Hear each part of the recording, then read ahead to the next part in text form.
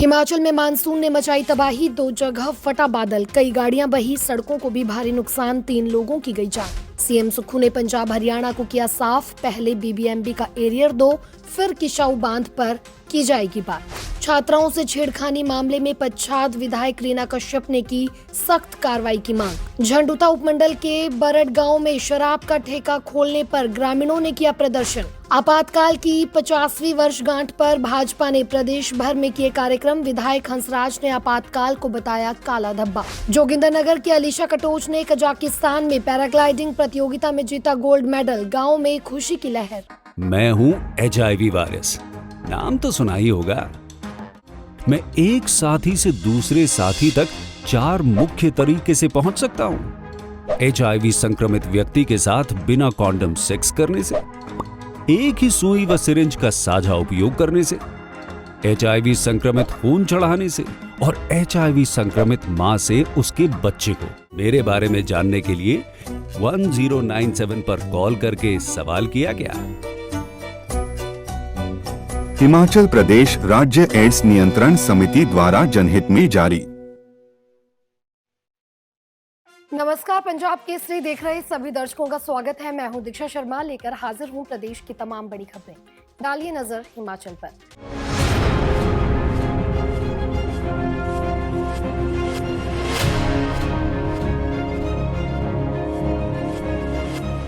हिमाचल प्रदेश में मानसून ने अपना रौद्र रूप दिखाना शुरू कर दिया है। आज प्रदेश में 2 जगह बादल फटने से खूब तबाही हुई।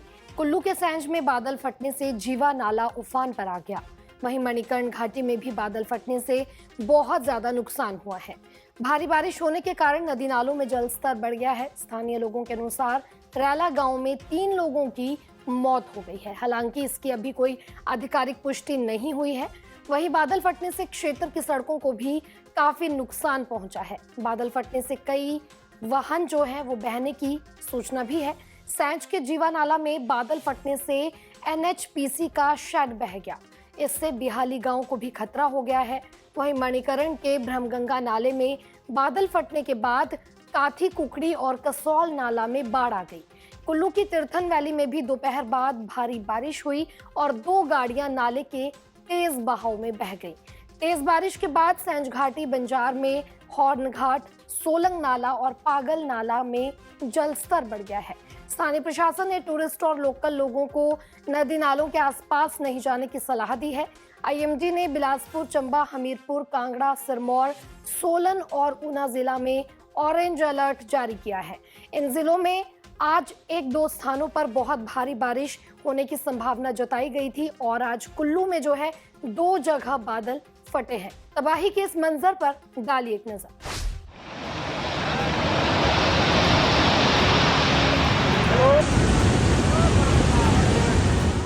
हिमाचल प्रदेश में आज मानसून की पहली आधिकारिक बारिश ने जमकर तबाही मचाई। खासतौर से कुल्लू घाटी में बहुत ज्यादा नुकसान हुआ है। यहाँ पर सोलंग नाला के पास, मणिकर्ण घाटी में, सैंज वैली में और गड़सा घाटी और तीर्थन घाटी में अलग अलग जगहों पर बादल फटने से स्थानीय नदी नाले उफान पर चले गए। इनका पानी इतना बढ़ गया कि इनके रास्ते में जो भी आया वे उसको अपने साथ बहाते ले गए।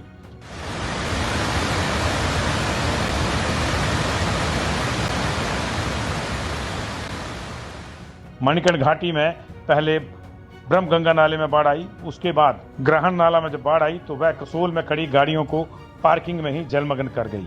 उधर सैंज में जीप तिनकों की तरह बहती दिखी। ऊपर कुल्लू से ऊपर सोलंग नाला में बाढ़ ने अपने साथ पुल बहा दिए। 3 घरों के बह जाने की भी प्रशासन ने पुष्टि करी है और बाप बेटी समेत 3 लोग जो कि सैंज के रैला पंचायत से संबंध रखते हैं उनके भी बह जाने की सूचना है और अभी तक उनका कोई अता पता नहीं है। अभी बारिश का दौर अगले 3 दिन तक जारी रहेगा।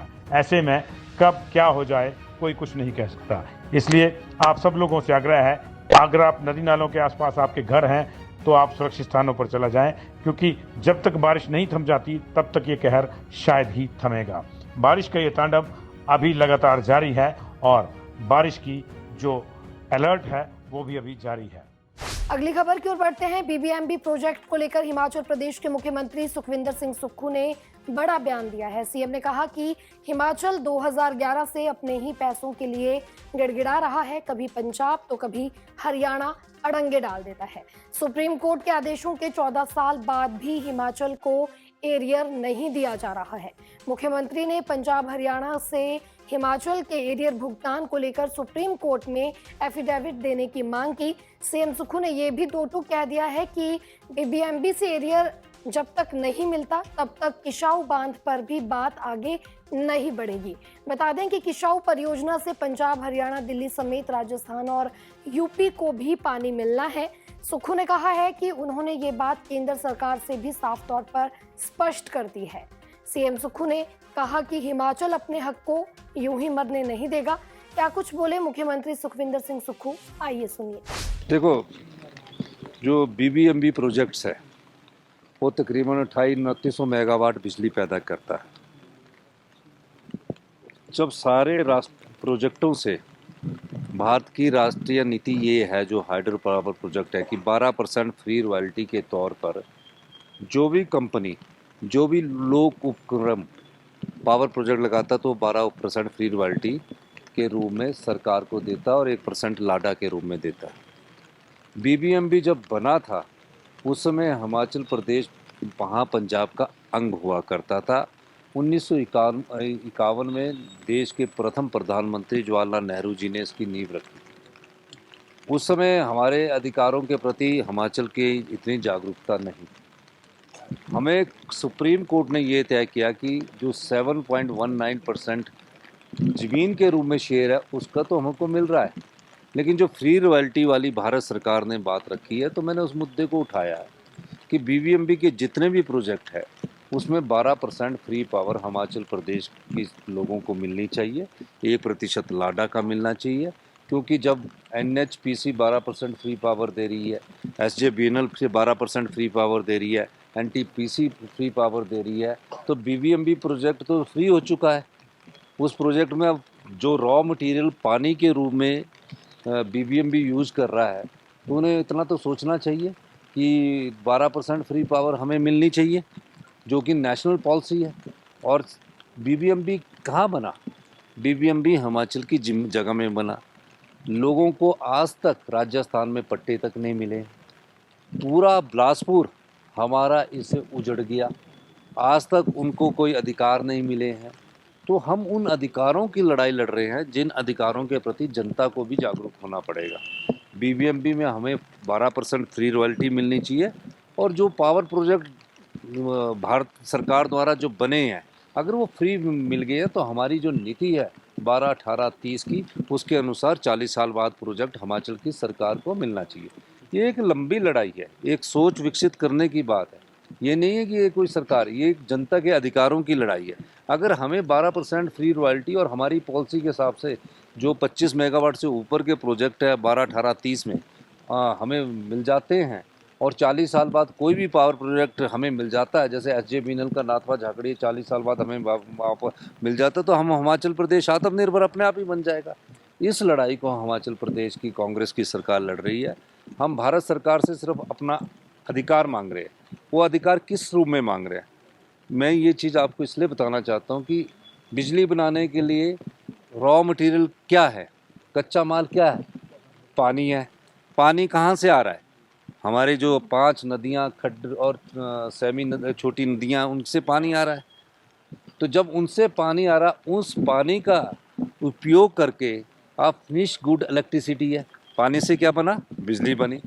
जब आप बिजली बेचकर प्रॉफिट कमा रहे हैं और लाभ कमा रहे हैं, तो क्या जहां हिमाचल की जगह से जहां से पानी आ रहा है, तो क्या लोगों का ये अधिकार नहीं बनता है कि जो नुकसान उस पानी के कारण उन्होंने इतने साल सहा, तो उन्हें क्या फ्री रॉयल्टी के रूप में बिजली नहीं मिलनी चाहिए? ये हमारी बात है, जो हम उनसे बार बार कानूनी तरीके से भी उठा रहे हैं और बार बार अपनी इस बात को उठाकर अपना अधिकार मांग रहे हैं। कब तक आप हिमाचल के लोगों के अधिकारों का हनन करते रहोगे? राजगढ़ क्षेत्र में 2 दर्जन छात्राओं के साथ छेड़खानी के मामले में पच्छाद विधायक रीना कश्यप ने इस घटना पर अपनी प्रतिक्रिया दी है और आरोपी अध्यापक के विरुद्ध सख्त कार्रवाई की मांग की है। विधायक रीना कश्यप ने कहा कि ऐसी घटनाएं न केवल शिक्षा व्यवस्था को कलंकित करती हैं, बल्कि छात्राओं की सुरक्षा पर भी गंभीर प्रश्न खड़े करती है। उन्होंने मुख्यमंत्री और शिक्षा मंत्री से आग्रह किया कि आरोपी के खिलाफ कठोरतम कार्रवाई सुनिश्चित की जाए, ताकि भविष्य में इस प्रकार की घटनाओं की पुनरावृत्ति न हो। क्या कुछ बोली विधायक रीना कश्यप, आइए सुनिए। जो अभी हाल ही में model senior secondary school Rajgarh में स्कूली छात्रों के साथ अध्यापक द्वारा छेड़खानी करने का जो मामला सामने आया है, मैं कहना चाहूँगी कि मैंने उसी समय प्रशासन को इस अध्यापक के खिलाफ कड़ी कार्रवाई करने का आदेश दे दिया था। और आज भी मेरी एसडीएम साहब से बात हुई है। जो दोषी है वो इस समय पुलिस हिरासत में है। और मैं स्पष्ट रूप से ये कहना चाहूँगी कि शिक्षा संस्थानों में इस तरह की हरकतें वो बर्दाश्त नहीं होगी। और मेरा माननीय मुख्यमंत्री जी से भी निवेदन रहेगा और माननीय शिक्षा मंत्री जी से भी निवेदन रहेगा कि आरोपी के खिलाफ कड़ी से कड़ी कार्रवाई अमल में लाई जाए, ताकि भविष्य में कोई ऐसी इस तरह की जो घटना है दोबारा ना हो। और इस घटना का मैं कड़ी निंदा करती हूँ और इस समय मैं पूरी बेटियों के साथ, उनके परिवार के साथ खड़ी हूँ। धन्यवाद। अगली खबर आपको झंडुता उपमंडल की ग्राम पंचायत सुनहानी के बरट गांव की बताते हैं, जहां पर खोले गए शराब के ठेके के खिलाफ ग्रामीणों ने धरना प्रदर्शन किया। ग्रामीणों की मांग है कि गांव में शराब का ठेका न खोला जाए। ये गांव बेहद ही शांत है और शराब का ठेका खोलने से न सिर्फ नशे को बढ़ावा मिलेगा, बल्कि आपराधिक घटनाएं भी बढ़ेंगी। गांव वासियों ने तहसीलदार के माध्यम से एसडीएम को ज्ञापन भी सौंपा और ठेका बंद करने की चेतावनी दी। झंडुता उपमंडल की ग्राम पंचायत सुनहाड़ी के बरट गांव में खोले गए शराब के ठेके के खिलाफ ग्रामीणों ने धरना प्रदर्शन किया। सूचना मिलते ही ग्राम पंचायत सुनहाड़ी के उप प्रधान विक्रम सिंह परवार और पुलिस थाना तलाई की एक टुकड़ी मौके पर पहुंची। ग्रामीणों को शांत करवाया। ग्रामीणों ने ठेके को तुरंत बंद करने की मांग उठाई और तहसीलदार कुनिका अर्श के माध्यम से उपमंडलीय अधिकारी झंडुता अर्शिया शर्मा को ज्ञापन सौंपा। वहीं उचित कार्रवाई की मांग की। बरट के स्थानीय लोगों का कहना है कि बरट गांव एक छोटा, शांत और सांस्कृतिक रूप से सभ्य गांव है। हाल ही में गांव में खोला गया शराब का ठेका स्कूल जाने वाले बच्चों, महिलाओं और बुजुर्गों के रास्ते के निकट है, जिससे सामाजिक वातावरण पर बुरा प्रभाव पड़ रहा है। ग्रामीणों ने आशंका जताई कि ठेके से असामाजिक तत्वों का जमावड़ा बढ़ेगा, जो महिलाओं की सुरक्षा और बच्चों के मानसिक विकास के लिए हानिकारक हो सकता है। ज्ञापन में ग्रामीणों ने ठेके को तत्काल बंद करने की मांग की और सामाजिक सौहार्द बनाए रखने के लिए प्रशासन से त्वरित कार्रवाई का आग्रह किया। ग्रामीणों ने चेतावनी दी कि यदि उनकी मांगे पूरी नहीं हुई तो वो आंदोलन को और तेज कर देंगे। समाज सुधार समिति का अध्यक्ष होने के नाते मैं सरकार को अवगत कराना चाहता हूँ कि इतना कौन सा पागलपन चढ़ गया है सरकार को। एक तरफ तो नशे के विरुद्ध बड़े बड़े भाषण देती है, बड़े बड़े हमने वो चलाया हुआ है, प्रोजेक्ट चलाए हुए हैं, और यहाँ पे गांव के बीच में ही ठेका शराब का खोला जा रहा है। साथ में ही स्कूल, नज़दीक प्राइमरी स्कूल है, साथ में छोटा स्कूल है, आंगनबाड़ी स्कूल है। यहाँ से सभी का आना जाना, सभी घर के औरतों का, बच्चियों का आना जाना लगा रहता है। और ये गांव का एक जो होता है सिस्टम बैठने का, रात के समय सभी बुजुर्ग महिलाएं यहाँ पे बैठती हैं। यहाँ पे ठेका खोला जा रहा है। ये कौन सी नीति अपना रही है सरकार? तो मैं सरकार से अरदास करता हूँ और मन का वो करता हूँ कि इसके विरुद्ध में इसको बंद किया जाए और यहाँ के लोगों को की सुनी जाए, नहीं तो घोर आंदोलन किया जाएगा। गांव में ये ठेका नहीं खुलना चाहिए। ये जो है अवैध मतलब ठेका खुला हुआ है। पूरे गांव महिला मंडल सब इसके विरुद्ध है। इसलिए हम चाहते हैं कि जितनी जल्दी हो सके इसको तुरंत बंद किया जाए। हाँ जी, आज ही हम जाएंगे वहाँ एसडीएम के पास। पंजाब केसरी टीवी के लिए बिलासपुर से मुकेश गौतम की रिपोर्ट। आपातकाल की 50वीं वर्षगांठ पर भाजपा ने प्रदेश भर में जगह जगह कार्यक्रम किए। चंबा में भी कार्यक्रम का आयोजन किया गया, जिसकी अध्यक्षता चुराहा के विधायक हंसराज ने की। उन्होंने कहा कि 25 जून 1975 का दिन भारतीय लोकतंत्र पर काला धब्बा था और इसीलिए लोकतंत्र की रक्षा के लिए लोगों को जागरूक करना ही इस कार्यक्रम का लक्ष्य है। क्या कुछ बोले हंसराज, सुनिए। पहले तो नमस्कार आपको, आपके सभी चैनल्स को। ये इस देश का सबसे बड़ा दुर्भाग्य था। भारत 1947 में जब आज़ाद हुआ, जिस संविधान को 1952 में लागू किया गया, जिस संविधान ने हर व्यक्ति को हर तरह से आज़ादी दी, व्यक्ति को उसकी अभिव्यक्ति की आज़ादी देना, इस लोकतंत्र की सबसे बड़ी खूबसूरती है। हर व्यक्ति को हर तरह के अधिकार मिले हुए हैं, लेकिन ये जो 70 का दशक था, इस दशक में जिस तरह से उस टाइम की प्रधानमंत्री स्वर्गीय इंदिरा गांधी जी की सत्ता जो है वो हिलनी शुरू हुई, उनको जब जेपी मूवमेंट से बहुत बड़ी थ्रेट लगनी शुरू हुई तो उनको लगा कि मुझे ही सत्ता में बने रहना चाहिए। तो सत्ता में बने रहना चाहिए, जो फिर हाई कोर्ट के प्रेशर उन पे चले हुए थे और जिस तरह से वो अदालतों में खींचती जा रही थी, उनको लगा कि मेरी सत्ता जो है वो एकदम ही चली जाएगी। तो मुझे कुछ ऐसा करना चाहिए जिस तरह से अंग्रेज लोग करते थे कि रातों रात कई कानूनों को रद्द कर देते थे, कई कानून बना देते थे। ऐसा ही इंदिरा जी ने भी शुरू किया था। संविधान का 39वां, 40वां, 38वां इस तरह के संशोधन उन्होंने लगातार किए और जिनका अभिप्राय फिर ये निकला कि जब उनको अदालत ने 6 वर्षों के लिए जो है वो चुनाव ना लड़े, ऐसा उन पे आदेश थोपा गया, तो उनको लगा कि अब सत्ता जो है वो सदा के लिए कांग्रेस के हाथ से चली जाएगी, तो मैं अपने आप को ठीक कर लूं। तो उसके लिए उन्होंने ये 25 जून का दिन चुना और 1975 को जो है इस देश को आपातकाल में झोंका। और दुर्भाग्य रहा इस देश का कि उस टाइम जो प्रेस थी, प्रेस की आज़ादी, उसको भी छीना गया। कई प्रेस रिपोर्टर्स मारे गए, लाखों लोगों की प्रेसों को बंद कर दिया गया और जिन्होंने भी इस आपातकाल के विरुद्ध बोला उनको जेलों में डाल दिया गया। राजनीतिक संगठन, राजनीतिक दल, उनके मुखिया, उन सबको अंदर भेज दिया गया और 2 साल इस देश ने वो भुगता जो अंग्रेजों के टाइम में भी नहीं भुगता था। तो जिस संविधान की कल्पना उस टाइम बाबा साहब भीमराव अंबेडकर, उनकी पूरी समिति ने की थी, उसकी हत्या जो है वो इंदिरा जी ने उस टाइम करी थी उस संविधान की। तो भारतीय जनता पार्टी ने ये निर्णय लिया है माननीय प्रधानमंत्री जी के नेतृत्व में कि हम अपने युवाओं को जो आज़ादी का दौर भूले हैं और जो आज़ादी के बाद जिस तरह से कांग्रेस ने इस देश का एक तरह से शोषण किया है, उसको लोगों तक, आमजन तक पहुंचाया जाए, युवा पीढ़ी तक पहुंचाया जाए। तो इसको काला अध्याय के रूप में और काले दिवस के रूप में भारतीय जनता पार्टी पूरे देश में हर जिले में मना रही है और यहाँ हम लोग चंबा में भी इसको विशेष तौर से चुरा विधानसभा क्षेत्र को चुना गया था इसके लिए, और त्रिया जो हमारा कोटी मंडल है उसमें इसको रखा गया।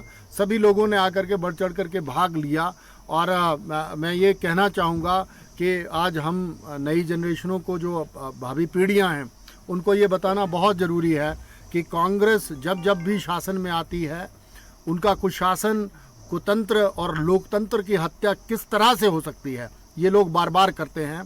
तो ये चेताने के लिए हम लोग इस तरह से इस दिवस को मना रहे हैं आज। जिला मंडी के जोगिंदरनगर की बेटी अलीशा कटोच ने अंतर्राष्ट्रीय स्तर पर भारत का नाम रोशन किया है। कजाकिस्तान में आयोजित अंतर्राष्ट्रीय पैराग्लाइडिंग प्रतियोगिता में भारत का प्रतिनिधित्व करते हुए गोल्ड मेडल सहित कई मेडल जीतकर लोहा मनवाया है। अलीशा कटोच का अंतर्राष्ट्रीय पैराग्लाइडिंग चैंपियन बनने तक का ये सफर कैसा रहा, देखिए इस रिपोर्ट। जिला मंडी के उपमंडल जोगिंदरनगर के तहत सामरट गांव की बेटी अलीशा कटोच ने अंतर्राष्ट्रीय स्तर पर अपनी प्रतिभा का लोहा मनवाया है। कजाकिस्तान में आयोजित अंतर्राष्ट्रीय पैराग्लाइडिंग प्रतियोगिता में भारत का प्रतिनिधित्व करते हुए गोल्ड मेडल सहित कई मेडल जीते। अलीशा ने महज 16 साल की उम्र में पैराग्लाइडिंग की दुनिया में कदम रखा और आज भारत की शीर्ष महिला पैराग्लाइडिंग पायलट बनकर उभरी। ये सफर किसी प्रेरणादायक कहानी से कम नहीं है, जिसमें संघर्ष, जुनून और जीत की गाथा छुपी है। साल 2019 में अलीशा ने अपने जेब खर्च से बिना परिवार को बताए अपनी पहली पैराग्लाइडिंग उड़ान भरी। उसी दिन उन्हें उड़ने का ऐसा जुनून चढ़ा कि उन्होंने इसे ही अपना सपना बना लिया। हालांकि ये राह आसान नहीं थी। आर्थिक तंगी और समुदाय से अपेक्षित समर्थन न मिलने के कारण उन्हें एक समय पैराग्लाइडिंग छोड़कर भारतीय सेवाओं में शामिल होना पड़ा, ताकि वो अपने भविष्य को सुरक्षित कर सकें। साल 2022 अलीशा के जीवन में एक बड़ा मोड़ लेकर आया, जब भारत के जाने माने पैराग्लाइडिंग पायलट विजय सोनी ने उनकी प्रतिभा को पहचाना। उन्होंने अलीशा को प्रशिक्षण देने का प्रस्ताव दिया, जो एक नई शुरुआत थी। अलीशा ने 2023 में अपनी पहली प्रतियोगिता में भाग लिया और शानदार जीत हासिल की। ये वही दिन था जब उन्हें अपनी असली क्षमता का एहसास हुआ। तब से अलीशा हर साल कामशेत स्थित ऑरेंज लाइफ पैराग्लाइडिंग स्कूल में लगातार प्रशिक्षण ले रही हैं और अपने कौशल को निखार रही हैं। कजाकिस्तान की एक ही यात्रा में अलीशा ने 6 अंतर्राष्ट्रीय प्रतियोगिताओं में भाग लिया और अविश्वसनीय प्रदर्शन करते हुए 6 स्वर्ण पदक, 5 रजत पदक, 3 कांस्य पदक और 3 ट्रॉफियां अपने नाम की। ये भारतीय पैराग्लाइडिंग इतिहास में एक अभूतपूर्व उपलब्धि है। इन प्रतियोगिताओं के पुरस्कार समारोह में 6 बार भारतीय राष्ट्रीय गान विदेशी धरती पर बजाया गया, जिसने अलीशा को भावुक कर दिया और उन्होंने गर्व से भारत का प्रतिनिधित्व किया।